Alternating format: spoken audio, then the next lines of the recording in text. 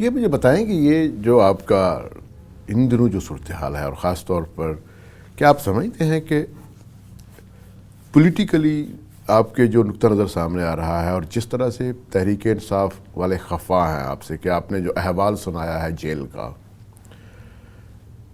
یہ کوئی فائدہ مند چیز تھی آپ کی نظر میں؟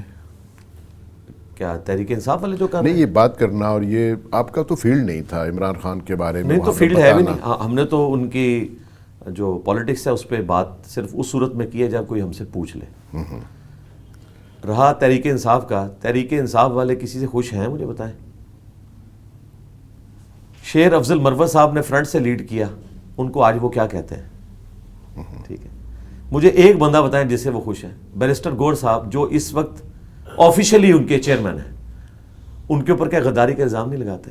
یہ بیسیکلی ایک ایسا کلٹ پروڈیوس ہوا ہے، میں سمجھتا ہوں جس میں ینگ جنریشن جو ہے وہ لیک آف نالج کی وجہ سے انوالو ہو گئی، اور انہوں نے ایسے نظریات بنا لیے ہیں کہ وہ اختلاف رائے کو اس دشمنی پہ لے جاتے ہیں کہ وہ کہتے ہیں کہ ہم سے جو بھی ٹکرائے گا ہم اسے بالکل فارغ کریں گے.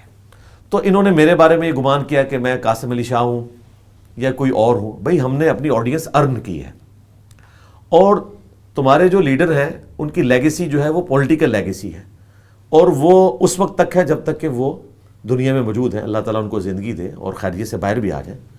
ان کی لیگیسی آگے نہیں چلنے والی. جو دین کی لیگیسی ہوتی ہے نا وہ آگے چلتی ہے، چاہے کوئی اولاد بھی نہ ہو. آج مولانا مودودی کی اولاد نے ان کی لیگیسی نہیں چلائی ہوئی ہے، ان کی اپنی کنٹریبیوشن ہے. ڈاکٹر اسرار صاحب کی اپنی کنٹریبیوشن ہے دین کے لیے. تو دین کی لیگیسی بالکل ڈفرینٹ ہوتی ہے.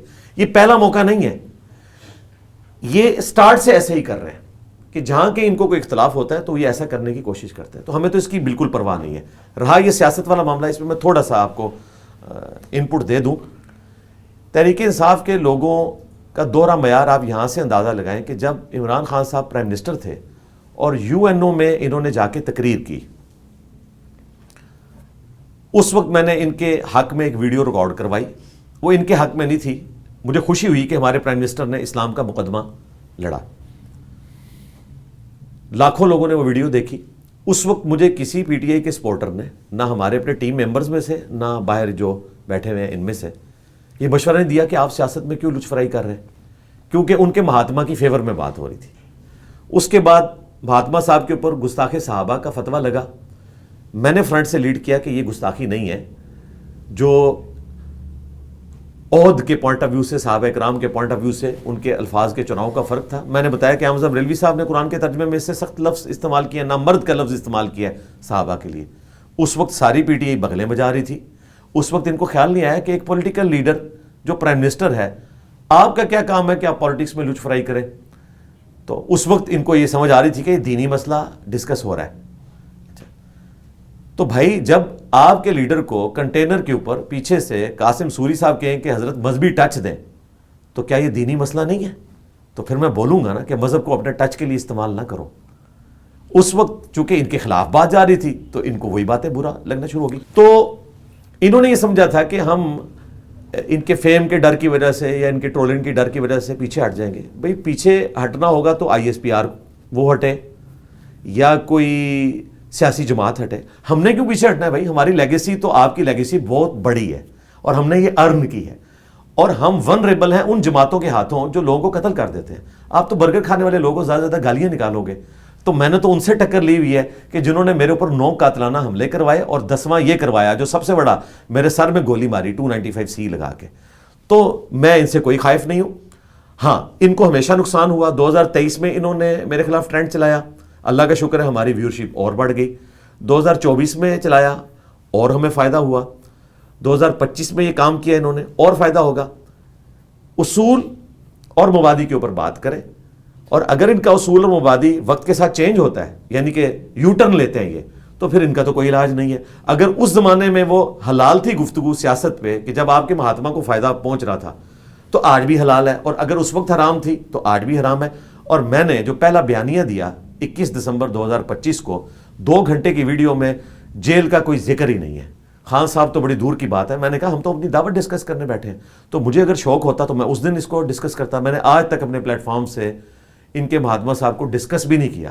یہ تو پوڈ کاسٹ میں جب پوچھا گیا تو آپ کو پتہ ہے ہم کسی کو یہ زبردستی نہیں کہتے کہ یہ سوال نہیں پوچھنا یا پوچھنا ہے، ریکویسٹ کر سکتے ہیں. میں نے بھٹی صاحب سے ریکویسٹ کی کیونکہ وہ ہر جگہ خان صاحب کو لے آتے ہیں، خواہ وہ طارق مسعود صاحب کے پاس جائیں، خواہ وہ ابتسام علیہ ظہیر صاحب کے پاس جائیں، خواہ وہ طارق جمیل صاحب کے پاس جائیں. مجھے خدشہ تھا کہ وہ چونکہ ان کی ایک عقیدت ہے ان کے ساتھ، تو میں نے ہاتھ جوڑے تھے. اسی طریقے سے میرے ٹیم ممبرز گنوائے. میں نے کہا حضرت اپنے مہاتما صاحب کو نہ بیچ میں لے کے آنا، اگر آپ لے کے آئے اور میں نے جواب نہ دیا تو پھر یہ سارے ناراض ہوں گے، اگر جواب دیا تو ناراض ہوں گے. تو مسکرا پڑے، کہتے ہیں نہیں تھوڑا سا آپ نے ضرور ٹچ دینا ہے. ویسے میں ان کیمرہ انہیں بتا چکا تھا اپنے ٹیم ممبرز کو. تو میں نے 6 تاریخ کو میں گھر واپس آ گیا تھا اور آلموسٹ 9 یا 10 تاریخ کو میں نے 25-30 بندوں کو بتا دیا تھا کہ یہ جیل میں خان صاحب کی صورتحال تھی. کیونکہ ہمارے ٹیم ممبرز میں پی ٹی آئی کے لوگ بھی ہیں، نون لیگ سے بھی تعلق رکھنے والے ہیں، جماعت اسلامی سے بھی تعلق رکھنے والے ہیں، پیپلز پارٹی کو بھی پسند کرنے والے لوگ ہیں.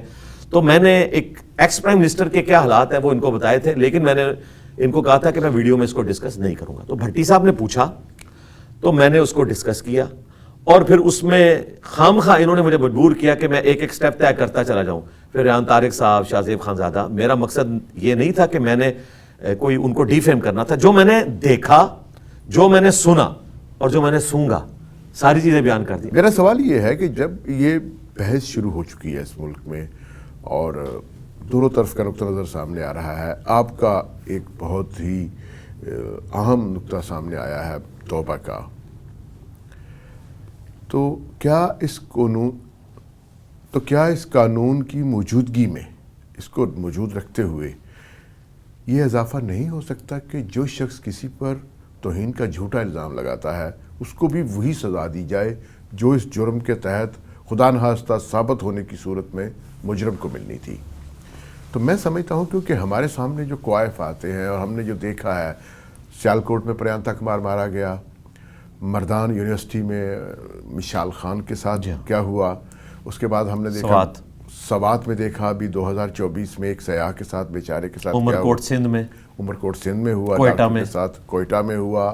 پھر اس کے علاوہ ہم جب تھوڑا پیچھے جائیں تو ہم دیکھتے ہیں کہ گجرانوالہ میں حافظ فاروق سجاد جو ایک جماعت اسلامی کا ممبر تھا، حافظ قرآن تھا. یہ کس سال کی بات ہے؟ ہم اس وقت میرے خیال ہے اسکول لائف میں تھے. یہ جون 1995 کی بات ہے. ہاں بالکل. اس کے ساتھ ظلم ہوا. اور پھر اس کے بعد ایک اور بہت اندورناک واقعہ ہوا احمد پور شرکیہ میں. یہ ابھی کوئی 8-9 سال ہوئے ہیں. جو ایک پاگل تھا، یہ ایک پاگل شخص جس کے گلے میں ایک تختی تھی جس کے یہ مخبوط الحواس ہے، اس کو مار دیا گیا. اور اس میں جو سب سے خوفناک جو صورتحال تھی وہ یہ تھی انجینئر صاحب کہ جب اس شخص کو پولیس کی حراست سے چھڑایا جا رہا تھا تو پولیس تھانے کے ساتھ پولیس ملازمین کی رہائش گاہیں تھیں، ان کو آگ لگائی گئی.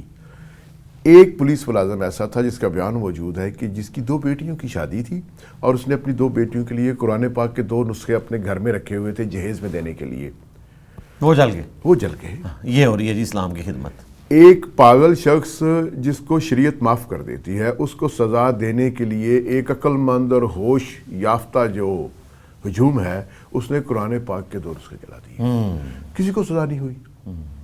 بہت سے لوگوں پر فرد جرم عائد کی گئی، لیکن چونکہ ہمارا جو قانون ہے وہ اس طرح حرکت میں نہیں آتا جیسے تحریر ہوتا ہے، تو بہت سے لوگ اس میں بچ گئے. ایک آدمی مارا گیا. بہت سے لوگ ہمارے میں سمجھتا ہوں تاریخ پر بہت برے داغ ہیں کہ ہم نے مہمانوں کو یہاں پر مارا ہے، پریانتا کمار جیسے شخص کو مارا ہے، کچھ بھی کسی کو سزا نہیں ملی.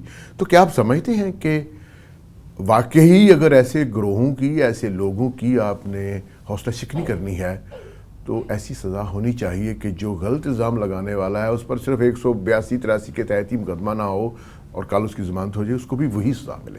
جی بالکل، میں آپ کے ساتھ ہوں. اس سے شدید سزا ہونی چاہیے، تبھی ڈیٹرنس ہوگی، ادروائز نہیں ہوگی. اسلامک جو سزائیں ہیں ان کے اوپر یہ اعتراض کیا جاتا ہے اتنی سخت ہیں، لیکن یہ ڈیٹرنس کے لیے. قرآن میں آیا ہے کہ جب بدکار مرد و عورت کو 100 کوڑوں کی سزا دی جائے، سورۃ النور میں آیا، تو مسلمانوں کا ایک گروہ اسے ویٹ کرے گا تاکہ باقیوں کے لیے ڈیٹرنس بنے. اسلامی سزائیں اسی لیے سخت ہیں کہ یہ چاندے کو سزا ہوگی، باقی ایشو خود بخود ایڈریس ہو جائے گا، اور اس کو آپ نے پبلکلی کرنا ہے تاکہ ڈیٹرنس ہو. سعودی عرب میں ڈیٹرنس ہوتی ہے، اسی وجہ سے آپ دیکھیں وہاں آپ کو کرائم ریٹ دنیا میں سب سے نیچے نظر آئے گا. دبئی میں آپ دیکھ لیں، آپ گاڑی جو ہے بغیر لاک کیے ہوئے چلے جائیں، اس میں جتنا مرضی سامان ہو کوئی لے کے جا ہی نہیں سکتا. پچھلے دنوں بھی اس طرح کی ایک چیز رپورٹ ہوئی، انہوں نے 15 منٹ میں بندہ پکڑ لیا، کوئی کچھ کر ہی نہیں سکتا. اب آج پاکستان کی طرف آپ نے جتنے کیسز بتائے ان میں سے میجورٹی کیسز پہ الگ الگ میں نے سنڈے کی ویڈیوز بنائی تھی اسی وقت، اور میں اس وقت سے آواز بلند کر رہا ہوں، بلکہ مجھے شاید اسی کی سزا مولوی دینا چاہتے تھے کہ میں اپنی آواز کو بند کر دوں۔ یہ میں نکل کے تو زیادہ میرا سافٹ ویئر اپ ڈیٹ نہیں ہوا، اپ گریڈ ہو گیا۔ تو بات تو میں پہلے سے کر رہا ہوں کہ آپ نے نمک حراموں کے مزار بنائے ہوئے ہیں۔ اللہ کا شکر ہے کہ وہ جو پنڈی میں مزار تھا اسے سیل کر دیا گیا، جس نے اسیسینیٹ کیا تھا ایکس گورنر کو، وہ سیل ہو چکا ہوا ہے۔ یہ 12 قوم ہے شاید۔ جی جی بالکل سیل ہے۔ تو اللہ کا شکر ہے کہ ہماری آواز پہنچ رہی ہے، اور جو ہم نے آواز بلند کی تھی اس کے ثمرات نظر آنا شروع ہو گئے۔ یہ آپ سزا والی جو بات کر رہے ہیں، اگر یہ معاملہ ہوا آمدہ سے کوئی ایف آئی آر نہیں کسی پہ توہین مذہب کی کٹوائے گا، آپ کی بات بالکل دوسرا ہے۔ ہمیں بھی لوگ مشورہ دے رہے ہیں جی کریں، میں نے ان کو کہا میں نے اپنی ذات کے لیے تو معاف کر دیا، لیکن دین کو جو نقصان ہوا ہے وہ میں رسول اللہ صلی اللہ علیہ وآلہ وسلم کے قدموں میں ہی پکڑوں گا تمہیں حوض کوثر کے اوپر۔ لیکن 2 دن پہلے ہمارے یہاں اردو پوائنٹ کے اینکر آئے ہوئے تھے، تو انہوں نے کہا کہ جی آپ ان کو اس طرح کھلا نہ چھوڑیں، چاہے 5 سال بعد فیصلہ ہو، ایک بار کیس کریں، 10 ارب کا ہرجانہ کریں، تاکہ ان کو پتہ ہو کہ کچھ اس کا رزلٹ نکلتا ہے۔ تو میں نے کہا ہاں اس پہ غور کیا جا سکتا ہے، اور اگر اس وجہ سے کیا جائے تو ظاہر ہے کہ پھر یہ تو سب کے لیے ہوگا، تو ہم اس کو پروسیڈ کریں گے۔ پھر میں نے 4 سٹیجز کے اوپر ایک بیانیہ پیش کیا ہے کہ آپ نے اگر کسی پہ توہین مذہب کا الزام لگتا ہے تو اس کو لے کے کیسے چلنا ہے۔ یہ نہیں کہ ایف آئی آر کاٹ دیں، پاکستان میں تو ایف آئی آر کا مطلب یہ ہے کہ اس نے جرم کر دیا، فرسٹ انفارمیشن رپورٹ ہوتی ہے۔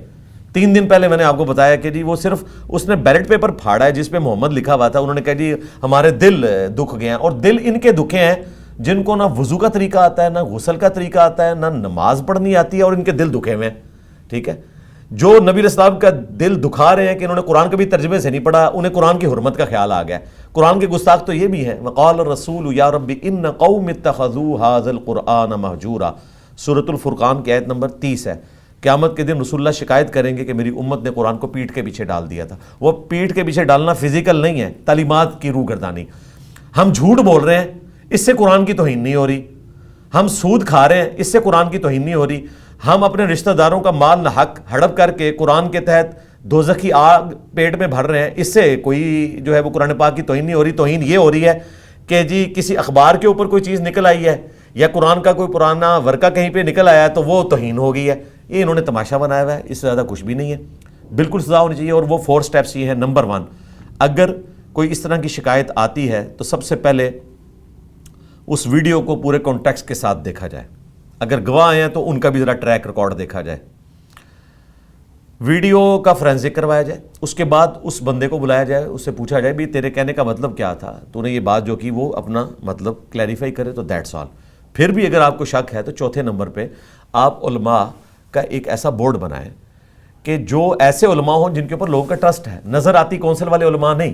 مثلا میں کہتا ہوں کہ مفتی تقی عثمانی صاحب، مفتی منیب صاحب اور جواد نقوی صاحب، یہ بڑے علماء ہیں جو کبھی جرت نہیں کریں گے کہ کسی کے اوپر اس طرح کا الزام لگائیں۔ دیکھیں میرے کیس میں سب سے ہائی پروفائل کیس تھا نا، تو سب سے بڑے بندے کی طرف سے آنا چاہیے تھا فتویٰ، اور آیا ہے، ہمارے حق میں آیا ہے۔ ہماری ٹیم نے مفتی تقی عثمانی صاحب سے رابطہ کیا تو ان کے لوگوں نے کہا کہ جب جامعہ بنوریہ نے فتویٰ دے دیا ہے تو تقی عثمانی صاحب کے فتوے کی ضرورت ہی نہیں انجینئر صاحب کے حق میں، لہٰذا آپ کے کیمرے میں بتا رہا ہوں کہ ان سارے بڑے مفتیوں نے میرے حق میں فتویٰ دیا ہوا ہے۔ تو ان مظلومین کے لیے بھی کھڑے ہوں کہ ایک ہائی پروفائل کیس آتا ہے، میرے لیے تو اتنی دنیا نکل آئی، ان بچوں کا کون پرسان حال ہوگا۔